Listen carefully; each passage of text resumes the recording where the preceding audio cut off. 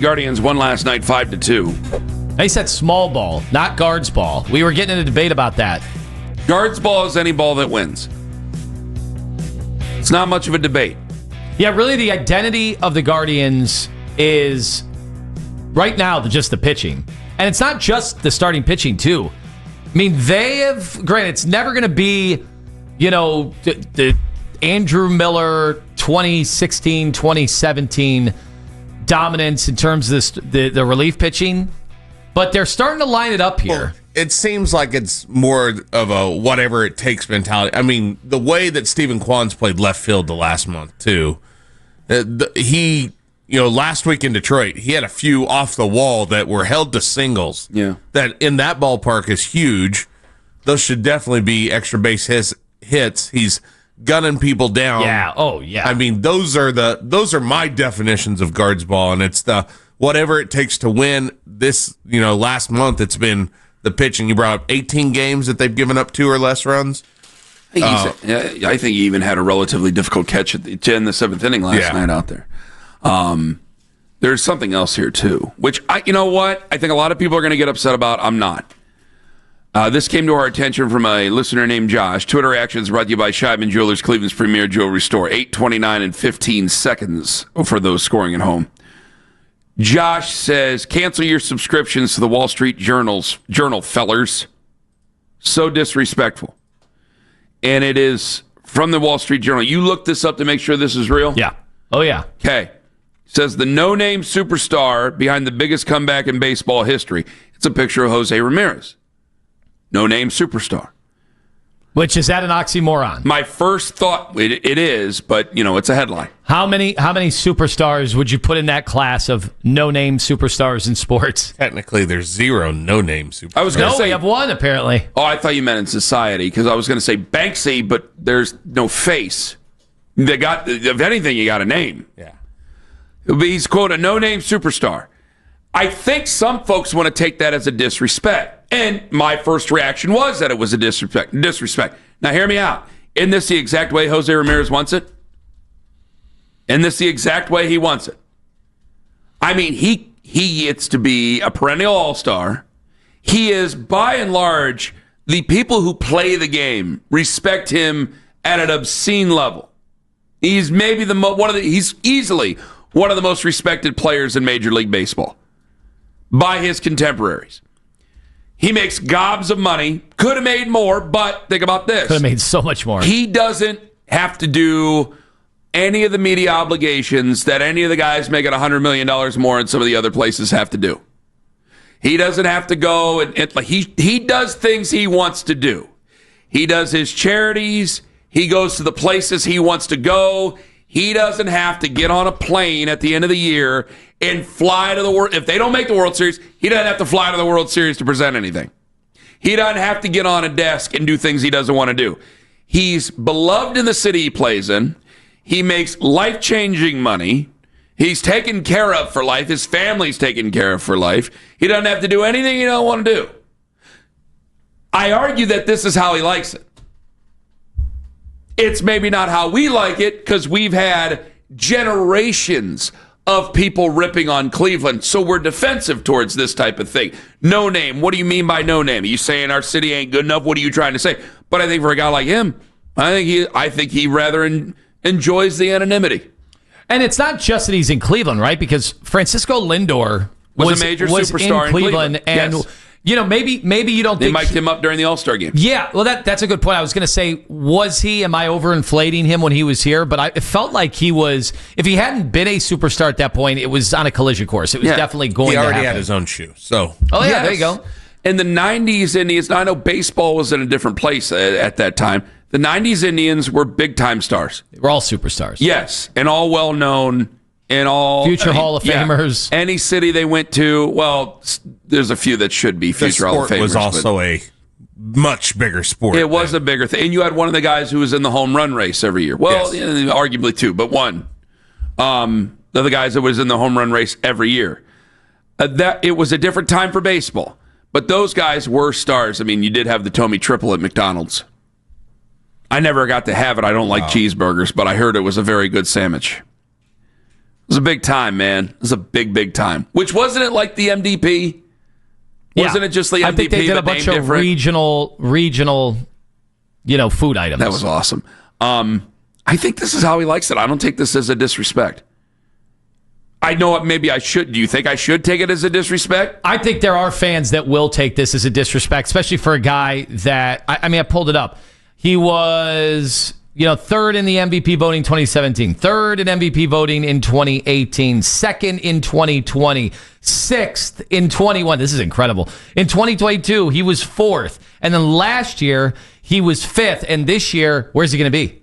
He's climbing right back up. Top three, at least. Oh, my God. We are. Those are starting to be real. Not starting to be. Those are Hall of Fame. Hammy was on MLB Network the other night, talking about how he needs to get the MVP votes. And Tom Hamilton's great and he's loved here, but Tom Hamilton also got the recognition from the peers and everybody for the Ford C. Frick Award this year, right? And so when they bring that guy on and now he's talking it, every talking head on the baseball networks are now calling him future Hall of Famer. That's something they weren't doing 3 years ago even. These last two playoff runs are the things that really got him away from, it was him alongside of Francisco Lindor, in the mid-late 2010s, right? Yeah. Now it's clearly his team, and now he is clearly on a Hall of Fame track. Like the guys who we see as future Hall of Famers, and I don't mean a disrespect towards them. I could, maybe I should to somebody. Like Aaron Judge. Aaron Judge is a big superstar. Shohei Ohtani, I think he's a tremendous card player, arguably. And I know that he's definitely a tremendous baseball player. Clayton Kershaw is a big star, looks like a giant country music singing star. Definitely is well known for his time as the top end pitcher in Major League Baseball. There's other guys there. I think Jose Ramirez is more of a ball player's ball player. Anytime you see the interviews with other players, who's the smartest guy in baseball, who's the most respected guy in baseball, Jose Ramirez gets brought up so many times. So I think that there is a world that he lives in that we are not a part of that's in baseball where it's kind of separated from anybody else. Well, if you don't make yourself really available to the common pop culture of America, the way that a New York Yankee would have to, or an LA Dodger would have to, arguably even a Chicago Cub would have to. I mean, David Ross, the whole thing.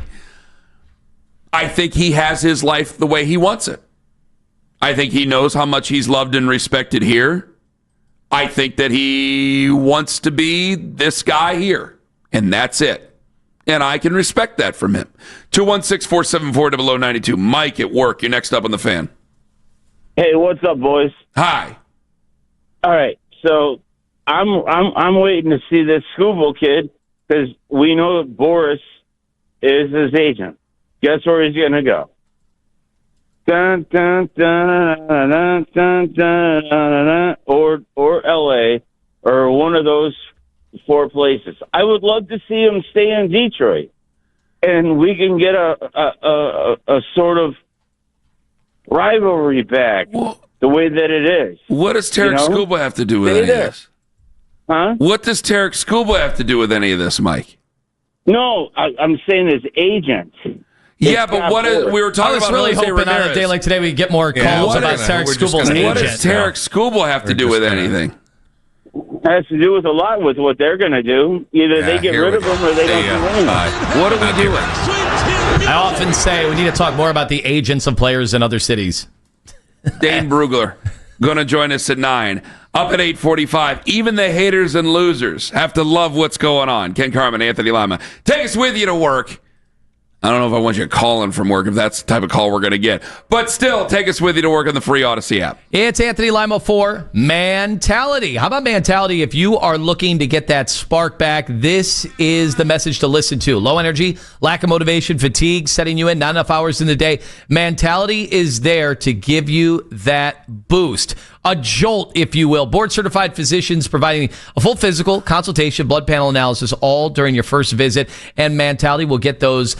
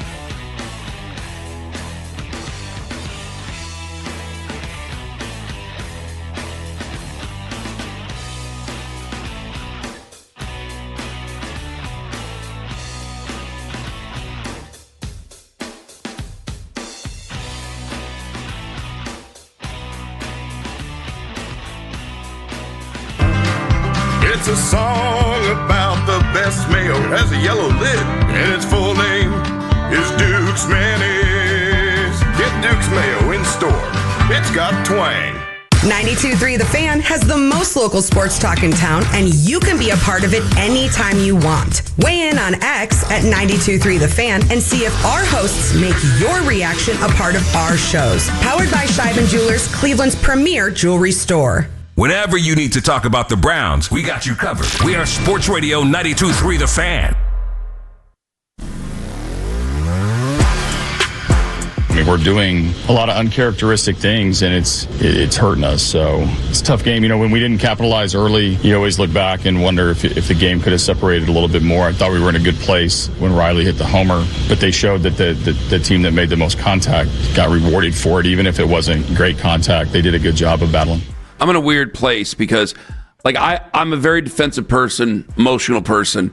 And I love to play. And nobody likes AJ Hinch, who's not a Tigers fan or a Astros fan. Like, there's